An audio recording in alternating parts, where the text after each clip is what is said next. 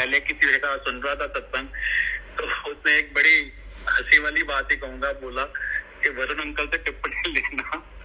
तो मैं ये बोलना चाहता हूँ कि ये तो गुरुजी की मौज है कि हमारे जैसे कंजरों को भी इज्जत मिलती है।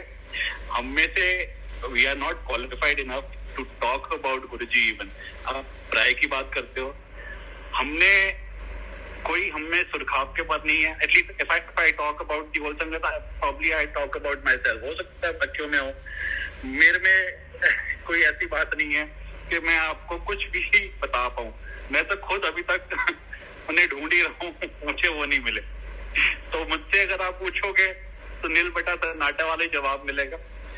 नीरज के बारे में बताता हूँ। नीरज जैन ने सत्संग किया, उसका जब एक्सीडेंट हुआ, I have known him for quite a few years. बहुत ही टैलेंटेड बच्चा है, बहुत ही वेरी नाइस बॉय।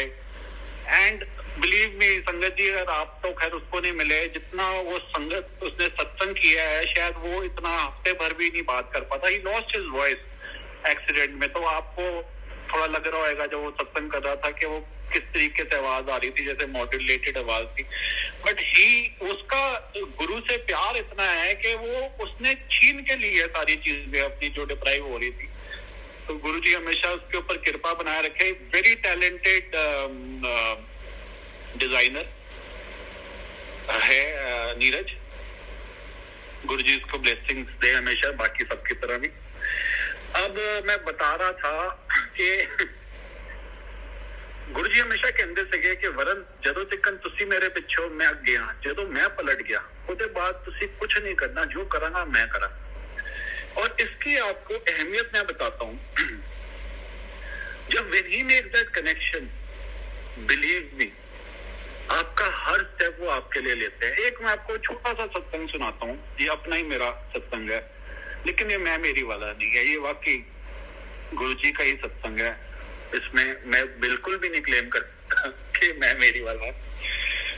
2004 में गुरु जी एक्चुअली हमारे घर फिजिकल फॉर्म में 2 बार आए थे। तीर्थ विहार में, जैसे मैंने बताया, ज्वाइंट फैमिली हम रहते थे, तरुण, सबीना, भाभी, शैली, मैं, बच्चे, हम सब वहीं रहते थे, हम मेरे फादर के साथ। और 96 में आए थे गुरु जी संगत को लेके, और 2004 में आए थे। 96 में हमसे क्या गलती हुई कि हमने मतलब जिसे कहते हैं ना, पूरी कॉलोनी को डेकोरेट करके और किसको नहीं बुलाया और क्या ना क्या, जिस तरह एक शादी का माहौल का पूरा बंदोबस्त कराया। और सबसे बड़ी गलती क्या हुई कि हमने ना स्टेज सजवाया कॉलोनी के अंदर, डायस बनवा के गुरुजी को वहां पे बुलाया। बाद में दिमाग में आया, मना लोग की तो गुरु ने अपने घर बुला देने, अति तो उन्होंने बाहर ही रखा, अंदर बुलाया ही नहीं। तो जो हमारा ये जो समझो दिमाग में जो कमी थी, वो गुरुजी ने फिर ब्लेस किया और 2004 में घर आए और घर के अंदर ही हमने सब कुछ किया। तो मतलब जो हमसे पहले गलती हुई वो भी गुरुजी ने नजरअंदाज करके दूसरी बार हमारे को ऐसा ब्लेस किया। तो 2003 या 4 की बात बता रहा हूँ। एक दिन मेरी थोड़ी तबीयत ठीक नहीं थी, तो common business as I told you है, मैं हमारा जॉइंट बिजनेस था। तो मैं उस दिन जल्दी घर आ गया, बेचैनी सी हो रही थी बड़ी। तो वजन मैंने एज आई टोल्ड यू के आई हैड पुट इन, समझो कि अगर मैं कॉलेज में 67 kg का था, तो now in this year I was easily above 100। तो मतलब काफी वजन था अपना।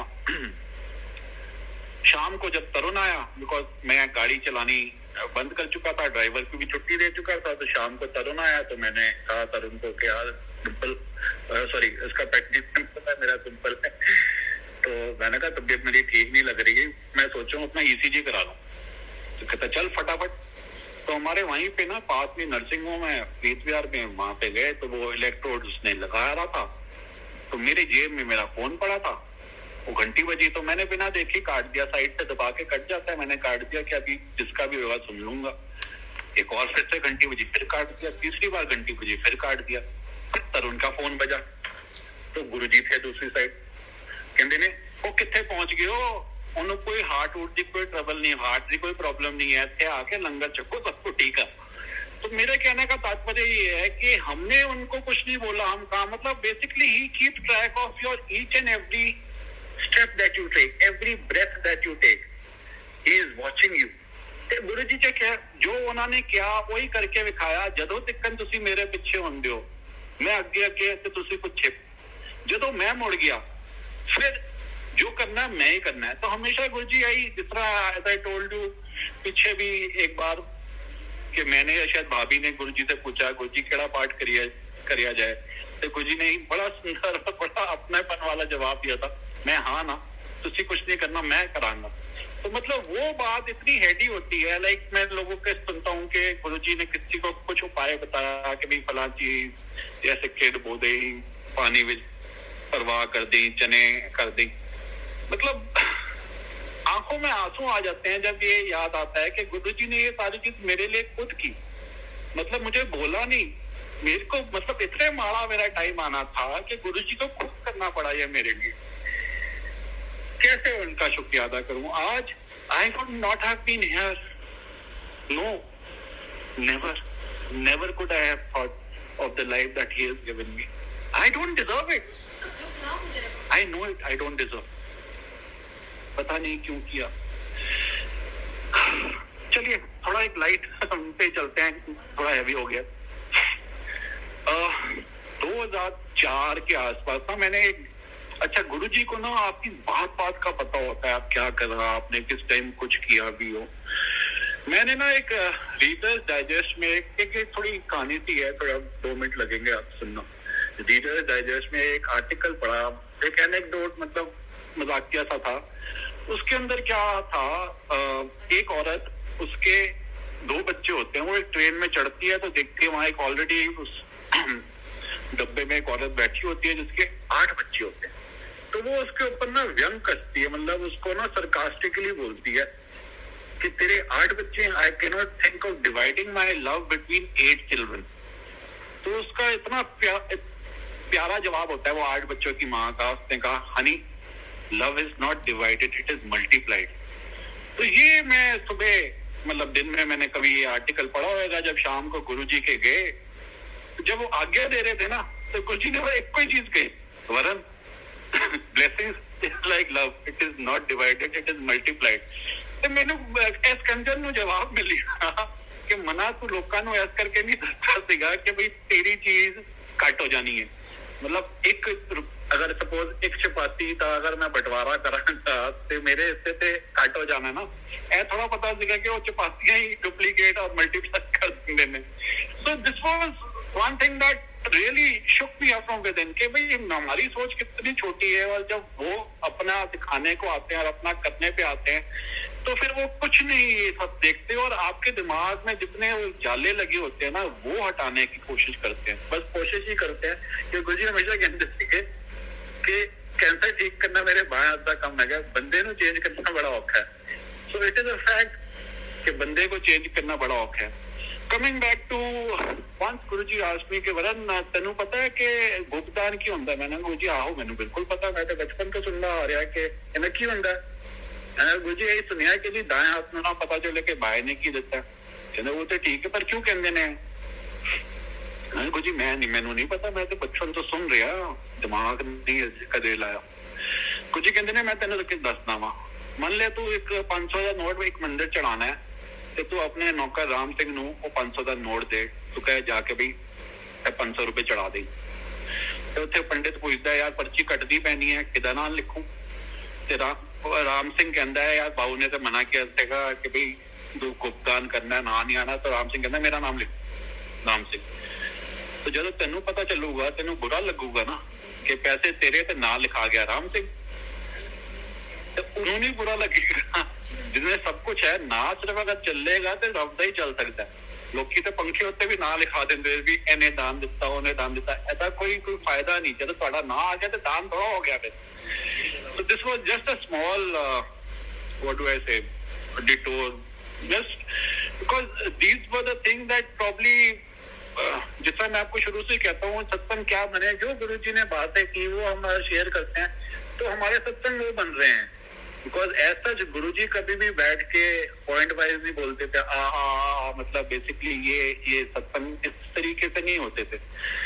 सो ये था जो मैं आपको ये बता रहा था। एक और चीज बस ये बताना चाहूंगा, हम अपना जब दिमाग लगाते हैं ना तो ओवर थिंक कर लेते हैं। मतलब कई चीजें होती हैं जो मैं बार बार घूम के वही उसी पे आ जाता हूँ कि दिमाग हमें बाहर ही छोड़ के जाना है। जब दिमाग की है मुंह की खाई है। मेरे साथ तो हमेशा यही हुआ है। तो एक ना किस्सा सुनाते थे गुरुजी। किस्से कई बार सुनाते थे, रब के ऊपर सुनाते थे, अपने ऊपर ही बता रहे होंगे, लेकिन वो थर्ड पार्टी की तरीके से सुनाते थे कि रब एक बारी रब ने क्या, इस तरीके से। लेकिन मेरे रब किसी ने कह के गए कि ए पत्थर नो, रोज तू पुश करना है, you have to push this big boulder के घर के बाहर, इसको रोज तुम्हें धक्का देना। और मैं तेनू फिर 6 महीने आके बाद 6 महीने आके देखांगा भी तू की कितना है, तेनू ब्लेस करांगा।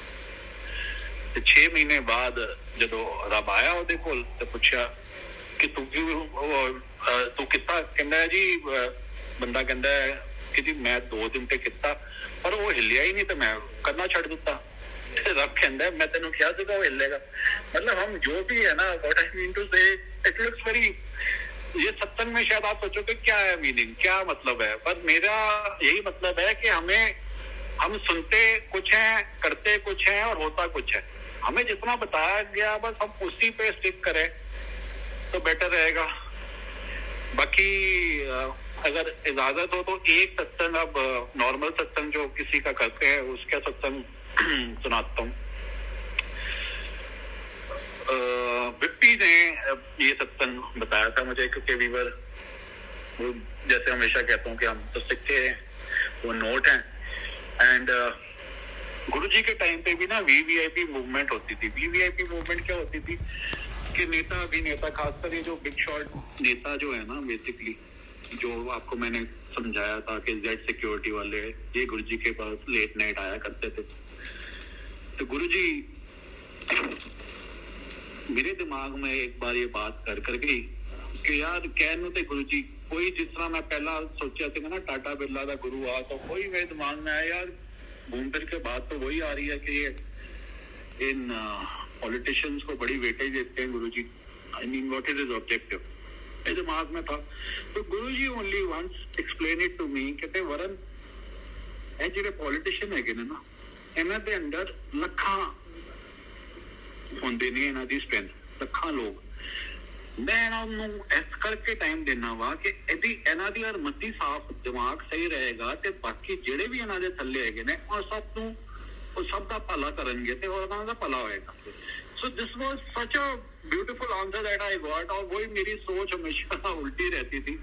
तो coming back to कि भाई क्या था वो सत्संग, once in the year 2002 or 3, Narendra Modi had come to Guruji. Not many people know about this.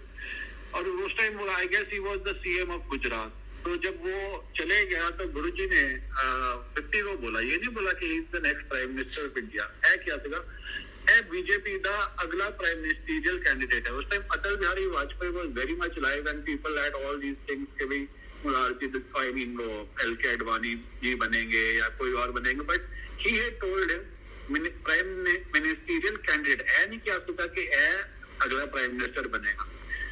सो गुरुजी पे जाने जान ने, मतलब बेसिकली हम सोचते हैं कि भाई it is just probably luck that he said something, but whatever he says वो पत्थर की लकीर हो जाती है।